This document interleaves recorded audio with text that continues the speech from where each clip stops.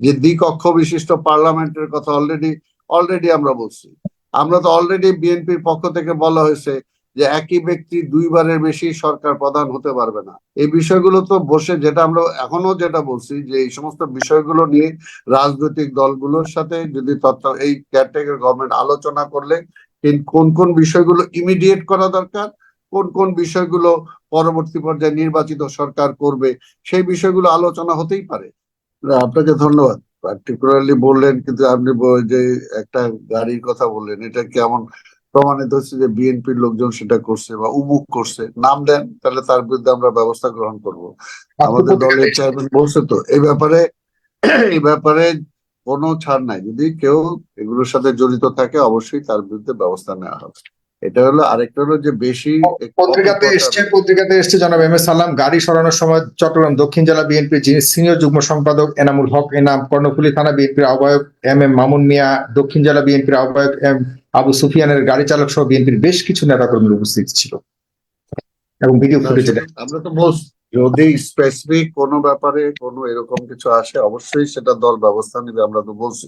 এবং কিছু কিছু কিছু কিছু ক্ষেত্রে নেওয়া হয়েছে। কাজে এটা আসলে ঢালাও ভাবে বলা ঠিক না। আরেকটা হলো যে ধরেন কিছু কিছু জায়গায় এমনও হয়েছে যে ধরেন এই আওয়ামী লীগ আমলে বিএনপির অনেকের ব্যবসা দখল করে নিছে, নিঃসন্দেহে এরকম তো হয়েছে হয়েছে না? তো সেই জায়গায় এখন যদি সে যায়, সেটার ব্যবস্থা নিছে কিনা আমরা জানি না। তারপরেও বলবো যে আমরা সেটাও মানা করছি যে এই মুহূর্তে তারপরে সেটাও করা ঠিক হবে না, সেটাও ঠিক করা হবে না। মনে করেন একটা নির্বাচিত প্রতিষ্ঠান আছে, সেই প্রতিষ্ঠান থেকে বিএনপি কে বের করে দিয়ে তারা জোর করে সেটাকে দখল করে নিছে। এখন যদি সেটাও যে থাকে, আমরা সেটাও মানা করছি, সেটাও এই মুহূর্তে যাওয়া ঠিক হবে না। তো এটা হলো যে আমরা সেটা চাই। আর আরেকটা যে কিছু কিছু এখানে যে আলোচনাগুলো আসছে, সেই আলোচনাগুলোর মধ্যে যে আপা শেষে যে আলোচনাগুলো করলেন, খুব ভালো।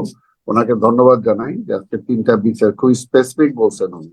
আর আরেকটা, এটা তো ঠিক যে ঐক্য, ইউনিটি, এই কথাটা তো বিএনপি আমরা বারবার বলে আসছি যে জাতিকে ঐক্যবদ্ধ করা ছাড়া জাতীয় যে সমস্যা, যে জাতির যে সমস্যাগুলো আছে, রাষ্ট্রীয় যে সমস্যাগুলো আছে, সেই সমস্যাগুলোর মধ্যে অবশ্যই জাতি ঐক্যবদ্ধ হইতে হবে। আজকে দেখেন যত কিছু হোক, আজকে শেখ হাসিনা এখান থেকে পালায় ভারতে চলে গেছে, কিন্তু তারপরেও আজকের ভারতীয় সরকার তাকে জায়গা দিবে কিনা সেটার জন্য কিন্তু সে সকল রাজনৈতিক দলগুলোকে ডেকে একটা মতামত নেই। আর আমরা এর আগে কি বলছি যে আজকের আমাদের প্রতিবেশী বার্মা আমাদের এখানে লোক ঢুকাই দিতেছে, আপনি এগুলো নিয়ে বসেন। আমার নদীর পানির সমস্যা সমাধান হচ্ছে না, এগুলো নিয়ে বসেন। আপনি নির্বাচনী ব্যবস্থা আপনি জোর করে যেটা করতে চাইছেন এটা করেন না, সকল দল নিয়ে বসেন। এটা তো কখনোই আওয়ামী লীগ মানে না। এর জন্যই সেটা তো আমরা বিশ্বাস করি, আমরা বিলিভ করি যে আমরা চাই যে রাষ্ট্রীয় ঐক্য ছাড়া কোনো বিকল্প নাই, তাই না? এটা হলো পরিষ্কার কথা। আর আরেকটা হলো যে নির্বাচন আগে না পরে। শোন, আমাদের কথা আমরা তো নিজে থেকে বলছি যে অবশ্যই সরকারকে সময় দিতে হবে, কিন্তু সেই সময়টা যৌক্তিক একটা সময়। আর আরেকটা আপনাকে মনে রাখতে হবে যে আমাদের 111 এর অভিজ্ঞতা আছে। আর এইটা হলো যে এই সরকার কতটুকু সময়, কতটুকু তারা একটু সব সমস্যার সমাধান যে তারা করে যেতে পারবে এমন তো কোনো কথা নাই। আর সংস্কার তো এটা চলমান। আর আমরা যেটা দেখছি যে সবচেয়ে বড় যেটা ছিল যে এর আগে আমরা বলছি যে তত্ত্বাবধায়ক সরকারের অধীনে নির্বাচন। একটা জিনিস আপনারা দেখেন যে বাংলাদেশের তত্ত্বাবধায়ক সরকারের অধীনে যে কয়টা নির্বাচন হয়েছে, এই পুলিশ, এই বিজিবি, এই আর্মি, এরাই কিন্তু সেটা করছে। কিন্তু তারপরও সেই নির্বাচনগুলো কিন্তু তুলনামূলকভাবে এই আওয়ামী লীগের অন্যান্য নির্বাচনের চেয়ে মানে গ্রহণযোগ্য হয়েছে। কাজেই এইখানে তো অর্ধেক বিষয়টা তো অলরেডি চলে গেছে যে আজকে দলীয় সরকার নাই, আজকে আওয়ামী লীগ নাই। আজকে আওয়ামী লীগ সেটাকে প্রভাবান্বিত করে। আজকের ইউনূস সাহেব তার প্রধানমন্ত্রী হবেন, তাই না? আজকে যে স্বরাষ্ট্রমন্ত্রী আছে তিনি তো স্বরাষ্ট্রমন্ত্রী হবেন, কিন্তু আগে তো সেটাই ছিল যে তারাই হবে, এবং এমপি যারা ছিল তারাই হবে। কাজে সেই অবস্থাটা তো একটা পরিবর্তন হয়েছে। আর আরেকটা হলো যে বিএনপি নিজেই আমাদের পক্ষ থেকে কিন্তু এই রাষ্ট্রীয় কাঠামো মেরামতের জন্য অলরেডি আগে আমরা 31 দফার একটা আমরা আগেই দিয়ে দিছি যে রাষ্ট্র কাঠামোকে মেরামতের জন্য। এই যে দেখেন, এটা আমরা কিন্তু অলরেডি বিএনপির পক্ষ থেকে এটা আমরা আগেই দিয়ে দিছি। ঠিক আছে, এটা চলমান। আরেকটা যে কিছু কিছু আলোচনা এখানে আসছে, আমার ওই যে আরেক ভাই যেটা বলছেন যে এখানে ওই মানে বিভিন্ন বিশেষজ্ঞ বা বিভিন্ন বিশেষায়িত বিভিন্ন গ্রুপ থেকে লোক নিয়ে আসা, আমরা তো এটাকে আমাদের বিএনপির পক্ষ থেকে বলছি যে দ্বিকক্ষ বিশিষ্ট পার্লামেন্টের কথা অলরেডি আমরা বলছি। আমরা তো অলরেডি বিএনপির পক্ষ থেকে বলা হয়েছে যে একই ব্যক্তি দুইবারের বেশি সরকার প্রধান হতে পারবে না। অর্থাৎ এই জিনিসগুলো তো আলোচনা হয়েছে এবং এই জিনিসগুলো আমাদের দলের পক্ষ থেকে বলা হয়েছে। এবং পাশাপাশি আজকে যে স্থানীয় সরকার ব্যবস্থাটা আজকে আওয়ামী লীগ শেষ করে দিছে, আমরা বলছি সেটাকে পূর্বের জায়গায় নিয়ে যেতে হবে, বরঞ্চ এটাকে আরো শক্তিশালী করতে হবে, শক্তিশালী করতে হবে। কারণ এই বিষয়গুলো তো আছেই। এই বিষয়গুলো তো বসে, যেটা আমরা এখনো যেটা বলছি যে এই সমস্ত বিষয়গুলো নিয়ে রাজনৈতিক দলগুলোর সাথে যদি এই কেয়ারটেকার গভর্নমেন্ট আলোচনা করলে কোন কোন বিষয়গুলো ইমিডিয়েট করা দরকার, কোন কোন বিষয়গুলো পরবর্তী পর্যায়ে নির্বাচিত সরকার করবে, সেই বিষয়গুলো আলোচনা হতেই পারে। এবং সেটার জন্য কতটুকু সময় দরকার সেটাও আলোচনা হতে পারে। কিন্তু রোড ম্যাপ তো একটা লাগবেই। আপনি কতটুকু কি করবেন, কতদিনের মধ্যে করবেন, সেটাও তো ব্যাপার, তাই না? আর আমরা তো বিএনপির পক্ষ থেকে এই সরকারকে তো, কারণ এই সরকার কি আর এমনি তো আসে নাই, আর 10 দিনের মধ্যেই, ওই 5 দিনের মধ্যেই সবকিছু ঘটে গেছে সেটা তো না। 15 থেকে 17টা বছর আমরা এই ফ্যাসিবাদের বিরুদ্ধে লড়াই করতে করতে আজকে এই পর্যায়ে আসছি। এবং এই পর্যায়ে এনে আজকে জনবিচ্ছিন্ন আমরা করছি এই সরকারকে। কাজে সেখানে আমাদের আমাদের অবদানটা ছোট করে দেখার তো কোনো কারণ নাই। বহু মায়ের বুক আমাদের খালি হয়েছে, বহু লোক আমাদের পঙ্গু হয়েছে, বহু লোক এখনো যারা আছে খুঁজে পাওয়া যায় না। কাজে দুঃখ বেদনা আমাদের মধ্যে আছে এবং সেটাকে অস্বীকার করার কোনো কারণ নাই। তবে আমরাও বলছি যে তারপরও আমরা ধৈর্য ধরে আছি। ধৈর্য ধরের মধ্যে দিয়ে একটা জিনিস দেখেন, এখানে কথাগুলো আমরা কোনোভাবেই চাই না যে চাঁদাবাজি বা অন্য কিছু, কিন্তু একটা বিষয় আপনি যদি আমরা ডাটা নেন, আওয়ামী লীগ গভর্নমেন্ট যখন ছিল তখন চাঁদাবাজি কতটুকু হয়েছে, আর আওয়ামী লীগ চলে যাওয়ার পরে এখন চাঁদাবাজি কতটুকু হচ্ছে। কোন অবস্থাতে আওয়ামী লীগ থাকা অবস্থায় যতটুকু চাঁদাবাজি হতো রাস্তাঘাটে, আজকে জিনিসপত্রের দাম অনেক কমে গেছিল এই আওয়ামী লীগ সরে যাওয়ার পরে। কাজেই ওইভাবে ঢালাও ভাবে বলার কোনো কারণ নাই যে সবকিছু একেরই হয়ে গেছে। অনেক ভালো হয়েছে আওয়ামী লীগ আজকে দলীয় মানে ওইভাবে প্রভাব বিস্তার না করার কারণে অনেক অনেক জায়গার অনেক সমস্যার সমাধান অলরেডি হয়ে গেছে।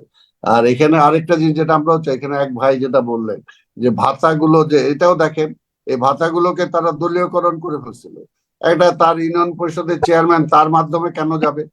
একটা এলাকায় আজকে কমিশনার, আজকে এখানে টিসিবির, ঢাকা শহরে টিসিবির মালের বিক্রি হবে, সেটা কার্ড দিবে কে? কার্ড দিবে আওয়ামী লীগের ওই ওয়ার্ডের প্রধান। এটা তো অবশ্যই আমরা চাই না। এটা তো অবশ্যই ওই ভাইয়ের সাথে আমরা একমত, যেটা অবশ্যই এটা প্রশাসন করবে। এটা কেন সেখানে সে দলীয় মত ভাবে সেটা হবে? সেটা তো কোনোভাবেই হওয়া উচিত না। তাই কাজে ভালো যে জিনিসগুলো আছে সেই ভালো জিনিসগুলোকে অবশ্যই আমাদেরকে গ্রহণ করতে হবে।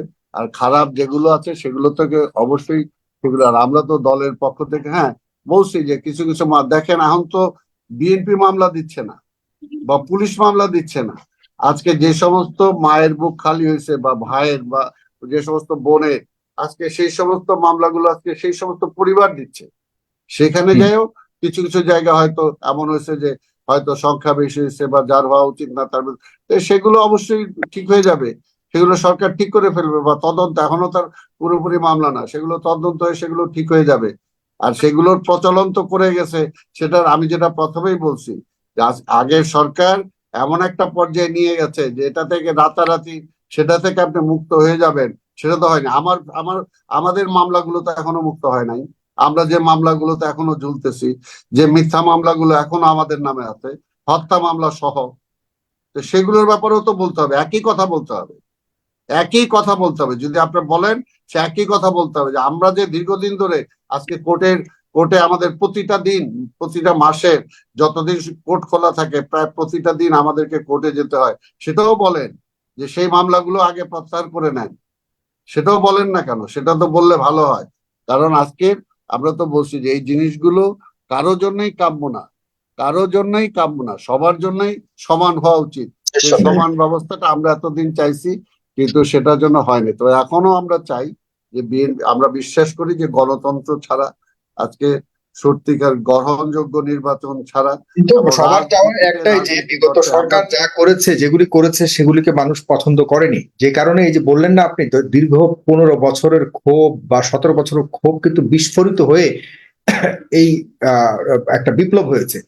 এই বিপ্লব যে কারণে হয়েছে সেই কারণগুলো যে আবারও আপনাদের অধীনে বা সামনের দিনগুলোতে মানুষ দেখে, তাহলে মানুষ বিভ্রান্ত হয়ে যাবে, হতাশ হয়ে যাবে, সেখানে মানুষের এগুলো আপনারা বিভ্রান্ত করতেছেন, এগুলো এত হতাশার কিছু নাই। আরে ভাই, যে সমস্ত দেশে এগুলো ঘটছে, বিপ্লব ঘটছে, এরকম বহু বহু ঘটনা ঘটছে, বহু মানুষ মারা গেছে, বহু কিছু হয়েছে, সেই তুলনায় কিছুই হয়নি।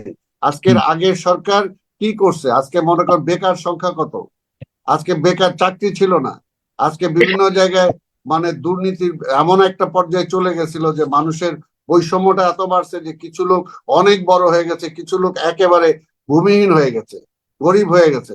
বরঞ্চ এনআরকে তো আরো বাড়ার কথা ছিল। বরঞ্চ বলবো যে আজকে দেখেন কতদিন পর্যন্ত পুলিশ পর্যন্ত ছিল না, পুলিশের সিভিল প্রশাসন। আপনাদের মতো দেশে দেখেন, আমেরিকা বলেন, কানাডা বলেন, বিভিন্ন জায়গায় যে সমস্ত দেশগুলো আছে, সেইখানে যদি 10 মিনিট কোনো না থাকে, পুলিশ না থাকে, মানে আধা ঘন্টা যদি ব্ল্যাক আউট হয়ে যায়, তারপরে সেখানে চুরি ছিনতাই রাহাজানি কতটুকু হয়। বরঞ্চ আমরা বলবো বাংলাদেশের মানুষকে আপনি ধন্যবাদ দেন যে পুলিশ না থাকার পরেও আমাদের এই ছোট ছোট ছোট বাচ্চারা যে আজকে রাস্তায় নেমে এসে তারা ট্রাফিক লাইন ঠিক করছে, তারা গাড়ির কাগজ চেক করছে, কোথাও কিন্তু কোনো প্রতিবাদ হয়নি, কোনো একটা সেটা করে নাই। কাজেই বাংলাদেশের মানুষের কিন্তু এই জিনিসটা আমরা অতীতেও প্রমাণিত হয়েছে, একবেলা কম খেতে পারে কিন্তু অন্যায়টাকে অন্যায় তারা বলে। এর জন্য একের সব শেষ হয়ে গেল এইটা বইলে আসলে এই যে পরিবর্তনটাকে, এটাকে আপনার প্রশ্নবোধক করেন না, সময় লাগবে, একটু সময় লাগবে। আর এর মধ্যে তো বললাম এরপর যে একটা বড় অনৈতিক অবসরে এর মধ্যে মানুষের নৈতিকতা বোধ এমন পর্যায়ে নিয়ে গেছিল যে সেখানে আজ প্রত্যেকটা সমাজে হচ্ছে চোরও থাকে, ট্যাচরও থাকে, সবকিছুই থাকে। কাজে এগুলো কিছু জায়গায় হবেই। মুক্তিযুদ্ধের পরেও এরকম আমরা চাইছিলাম, কিন্তু সেটা তো আমরা করতে, কাজেই এটাকে ঢালাও ভাবে এইভাবে এটাকে শেষ করে শেষ হয়ে গেল, শেষ হয়ে যাবে না। যদি আইন থাকে, আইনের আসন যদি, আইনের শাসন যদি থাকে, তাহলে কোন অবস্থাতেই শেষ হবে না। সবাইকে আইনের আওতায় তাকে যেতেই হবে। সেটাই যদি আমরা কনফার্ম করতে পারি, যেটা আওয়ামী লীগের আমলে ছিল না। আজকে আজকে বড় ব্যবসায়ীর পোলা একটা কাউকে খুন করে ফেললে তাকে বিচার আওতায় যাইতে হইতো না। একটা এমপির ছেলে যদি খুন করে ফেলতো তাকে বিচারের আওতায় যেতে হতো না। আজকে পুলিশ প্রধান বেনজির যখন শত শত প্রতিষ্ঠান দখল করছে, তখন কিন্তু তাকে আইনের আওতায় যেতে হয় নাই। কাজে এই বিষয়গুলোকে দেখেন, এমন আইন একের সবকিছু শেষ হয়ে গেল 10 দিনেই, কিছু তেমন কিছুই না। আর এখানে হায় হুতাশ করার মতো কিছু হয় নাই। সময় দেন, সময় দেন, সবকিছু ঠিক হয়ে যাবে। নিঃসন্দেহে আরেকটা জিনিস আমরা প্রমাণ করেছি যে এত বড় একটা বিপ্লবের পর একটা বন্যা, মানব সৃষ্ট হ্যাঁ, এই এত বড় একটা বন্যা, যেটা যেটা আপাকে বললো, আপাকে আমি ধন্যবাদ দিব। দেখেন যেটা আমরা ছোট সময় এগুলো করছি, যে আপনিও আজকে ছিলেন হোল তখন। নেশন কিন্তু আজকে আমি গতকালকে ফেনীতে গেছিলাম, পরশুদিন আমি গতকালকে থেকে আজকে ফিরছি। সেখানে দেখছি যে মানে ত্রাণের বহর, ট্রাক, অর্থাৎ ছোট ছোট বাচ্চারা, ছোট ছোট প্রতিষ্ঠান, আগে যেগুলো আমরা করছি, যেগুলো আমরা যখন ছাত্র ছিলাম, সে সময় মনে আছে সেই 70 সালের যে জলোচ্ছ্বাস হয়েছিল, সেই সেইখানেও গেছিলাম। সেই সময় ম্যাট্রিক পাশ করা ছেলে আমি, সেই সময় এমন কোন জায়গা বাদ দেয় নাই যেখানে আমরা যাই নাই, যেখানে জলোচ্ছ্বাস হয়েছে, বন্যা হয়েছে, সেখানে আমরা ছুটে গেছি। আজকে এইবার কিন্তু জনগণের অংশগ্রহণটা দেখা গেছে। আর এতদিন কিন্তু আওয়ামী লীগ থাকা অবস্থায় জনগণের অংশগ্রহণ ছিল না, বরঞ্চ সরকারি রিলিফের চেয়ে আজকে জনগণের রিলিফ কিন্তু বেশি যাচ্ছে প্রত্যেকটা জায়গায়। কাজেই আমি এটাই হলো আমাদের বাংলাদেশের সৌন্দর্য। এই সৌন্দর্যটাকে অস্বীকার করেন না যে সব বোধহয় ধ্বংস হয়ে গেল, নিঃসন্দেহে সব নিঃসন্দেহে বোধহয় শেষ নিঃসন্দেহে হয়ে গেল। যে অভিযোগগুলো এসছে, এসব ব্যাপারে আপনারা অবশ্যই ব্যবস্থা নেবেন। তবে পাশাপাশি আমাদের দেশের মানুষ প্রমাণ করে দিয়েছে যে এত বড় দুর্যোগ আমাদের গায়েই লাগে ধরতে গেলে। আমরা পৃথিবীর অন্য কোনো দেশের প্রাণে চেয়ে থাকতে হয়নি, এবং আমরা পার্শ্ববর্তী কোনো দেশের সহযোগিতা চাইতে হয়নি। আমরা কেউ অনুভব করি যে এত বড় একটা বন্যা বাংলাদেশের ইতিহাসে, কেন দক্ষিণ এশিয়ার ইতিহাসে এত বড় বন্যা, এত জলোচ্ছ্বাস, এত এটা আমি এক মিনিটাতে ইনক্লুড করি এই বিষয়টা। অবশ্যই আপনাদেরও বলা উচিত, এবং আমি মনে হয় এখানে বিজ্ঞ আলোচক যারা আছে তারাই বলা উচিত। সেখানে আমি গেছিলাম ফেনীতে, বিশ্বাস করবেন যেখানে যাই শুনলাম যে কয়েক ঘন্টার মধ্যে গলা পরিমাণ পানি হয়ে গেছে। এইটা তো বৃষ্টির পানি না, এটা তো বৃষ্টির পানি না, যেটা আমরা বলতে পারি না বা এতদিন আমার সরকার বলে নাই যে আজকে প্রতিবেশী রাষ্ট্র তারা যেভাবে মানে শুকনোর সময় আমাদেরকে শুকায় মারে, আর এই সমস্ত বর্ষার দিনে, কারণ একসাথে তারা সবগুলোই ছেড়ে দিছে, ছেড়ে দেওয়ার সাথে 2 ঘন্টা 3 ঘন্টার মধ্যে আজকে গলা পানি হয়ে গেছে। অনেক জায়গায় মানুষ ঘুমাইছিল, সে জায়গায় মানুষ মরে যেতে বাধ্য হয়েছে। একতলার পুরো ফুল ফ্ল্যাট হয়ে গেছে, দোতলার উপরে পানি দিয়ে হত্যা করার বসবাস করতে কোনো হয়েছে। সন্দেহ নেই। তো কাজে এটা তো অ্যাবসলিউটলি অ্যাবসলিউটলি এটা কোনো মানে এটা it's a crime, it's a crime. কাজে এটা এই সমস্ত ব্যাপারও আজকে বিশ্ব কিন্তু সবচেয়ে বড় কথা হলো বলতে হবে যে ভবিষ্যতে এই সমস্ত বিষয়গুলোকে ডিসাইড করার জন্য আজকে তারা দ্বিপাক্ষিক করে এই যে এগুলোকে শেষ করছে। দ্বিপাক্ষিক দিয়ে হবে না, আজকে সার্ককে পুনরায় ফিরে আনতে হবে। আজকে বহুপাক্ষিক একসাথে আলোচনা করে এই সমস্ত সমস্যার সমাধান করতে হবে। তারা উপরে আছে বলে আমার বন্যার সময় ভাসায় দিবে আর শুকনার সময় আমার শুকায় মারবে, এটাও হইতে পারে না। এইটার জন্য আজকে দেশের মানুষও কিন্তু সেটা বলে। এটা হয়ে ভালোই হয়েছে এম এ সালাম। আমি মনে করবো যে ভারতের এই শেষ যে চেষ্টাটুকু করেছে সেখানে তারা ব্যর্থ হয়েছে, এবং বাংলাদেশিরা যে ঐক্যবদ্ধ এটা প্রমাণ করে সবকিছুর জবাব তারা একসাথে পেয়ে গেছে যে বাংলাদেশকে পানিতে হাতে কোনোভাবেই মারা সম্ভব নয়, সে বাংলাদেশ আর নাই। তবে আওয়ামী লীগ, বিএনপি, জামাতে ইসলাম থেকে শুরু করে আমাদের সমস্যা থাকবে সামনে, আমরা নিজেরাই সমাধান করব। আমরা আর নিজেদের রাজনৈতিক উদ্দেশ্য হাসিলের জন্য আর আশেপাশের কোনো কুমিরকে আমাদের জলে ঢুকতে না দেওয়াই শ্রেয়।